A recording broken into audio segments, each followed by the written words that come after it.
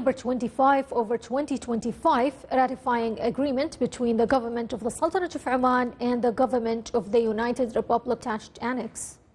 Article 2. This decree shall be published in the official gazette and shall come into effect from the date of its issue. Royal Decree number 26 over 2025 ratifying air transport agreement between the government of the Sultanate of Oman and the government of the Republic of Djibouti. Article 1 ratifies the aforementioned agreement according to the attached annex.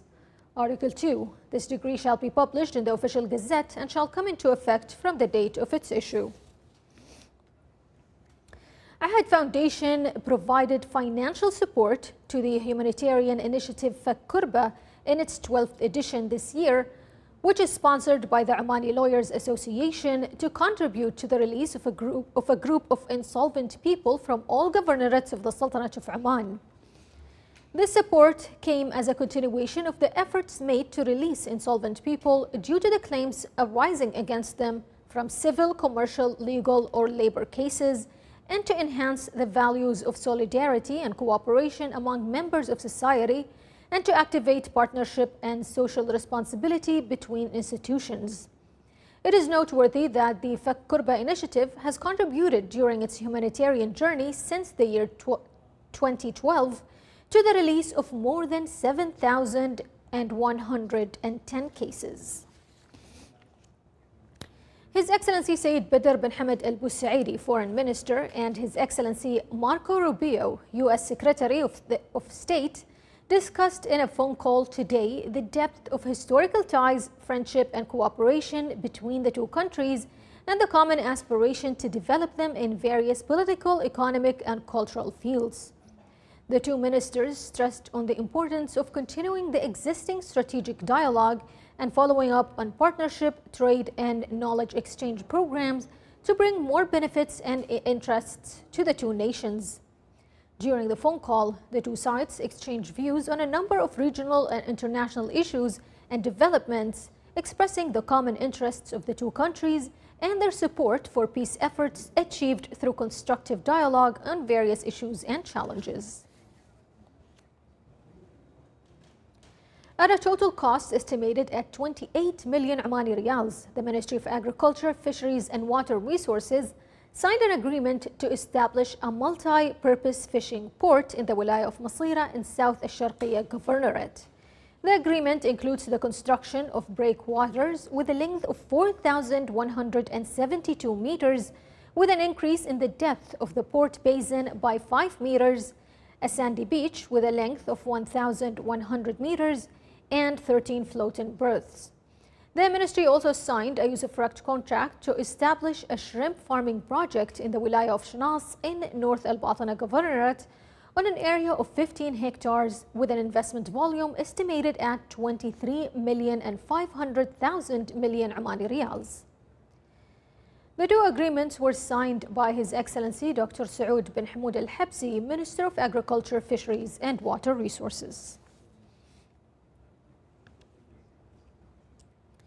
The Board of Directors of the Public Authority for Special Economic Zones and Free Zones approved during its first meeting this year granting additional incentives to investors by reducing the rental value for several years for new projects in the industrial cities of Ibri, Sour and Mahas. The Council also approved a reduction in rental value and an exemption for the first years of new projects in a number of industrial cities under construction in the wilayas of Al-Mudaybi, Al-Suwaiq and Madha.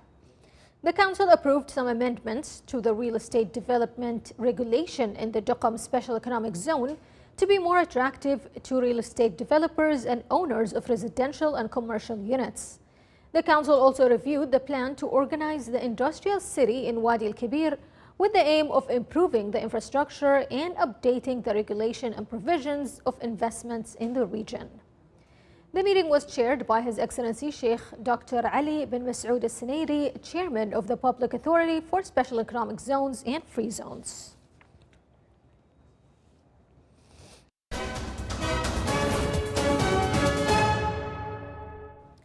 UN Secretary General Antonio Guterres called for the urgent resumption of the flow of humanitarian aid to the Gaza Strip. This came in response to the Israeli occupation's announcement of the suspension of the entry of all goods and supplies into the Strip. Guterres urged all parties to make every effort to prevent a return of hostilities in Gaza. The Israeli occupation forces continue their aggression on the city of Tulkarm for the 36th consecutive day and on the Nur Shams camp for the 22nd day, and escalated the storming operations, raids on homes, and forced displacement of residents. The Palestinian Authority said that the occupation forces sent military reinforcements to the city and were stationed along the street linking the camps of Tulkarm and Nur Shams. In the Nur Shams camp, the Israeli forces forced the residents of the neighborhoods of Jabal al-Nasr and Wadi al-Qalansuwa to evacuate their homes, bringing the number of displaced persons to nearly 9,000. The occupation forces also stormed the Shuwaika suburb north of Tulkarm, raided a number of homes, and arrested 3 Palestinians. The French President Emmanuel Macron said Paris and London were proposing a month-long truce in Ukraine that would cover air, sea, and energy infrastructure.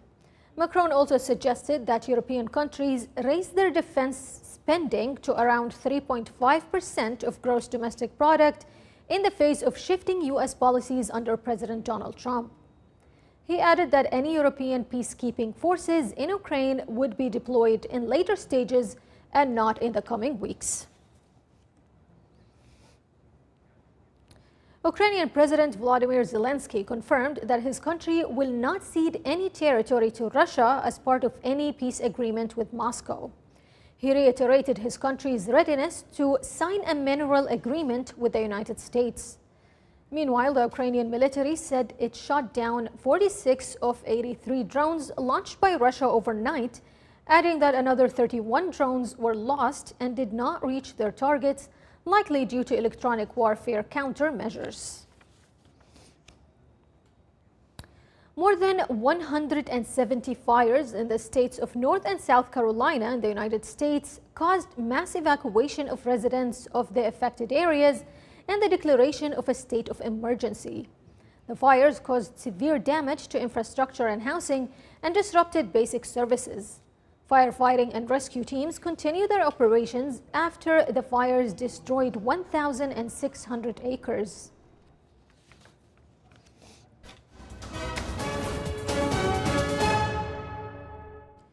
Oman oil price fell today by 50 cents to reach $73 and 41 cents for May delivery. It is worth noting that the monthly average price of Omani crude oil for March delivery reached $80 and 26 cents per barrel, increasing by $7.10 compared to the price of February delivery. The activities of the mobile student exhibition Memory of a Nation, hosted by Al Bremi Governorate and organized by the National Records and Archives Authority over 4 days, concluded. The exhibition, which was held at Amna bint Imam Jabir bin Zayd School, included 70 national documents, 5 diverse corners, in addition to 1,149 digital and interactive documents with virtual reality technologies that provided visitors with a unique interactive experience, in addition to holding cultural competitions. The exhibition highlighted the historical legacy of the Sultanate of Oman to consolidate the national memory and introduce generations to the ancient history of Oman by receiving a number of students from Al Bremi Governorate schools to enhance their national identity and enrich their historical knowledge.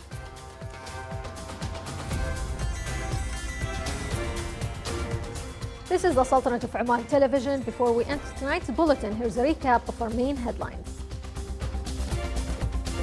His Majesty Sultan Haytham bin Tariq issues 4 royal decrees. 2 agreements are signed to establish a multi-purpose fishing port project in the Wilaya of Masira and a fishing project for white-legged shrimp in the Wilaya of Shnas. And the Public Authority for Special Economic Zones and Free Zones approves granting additional incentives to investors in a number of industrial cities. With that, we come to the end of tonight's bulletin. From all of us here at the newsroom and the studios, thank you for watching, and until next time.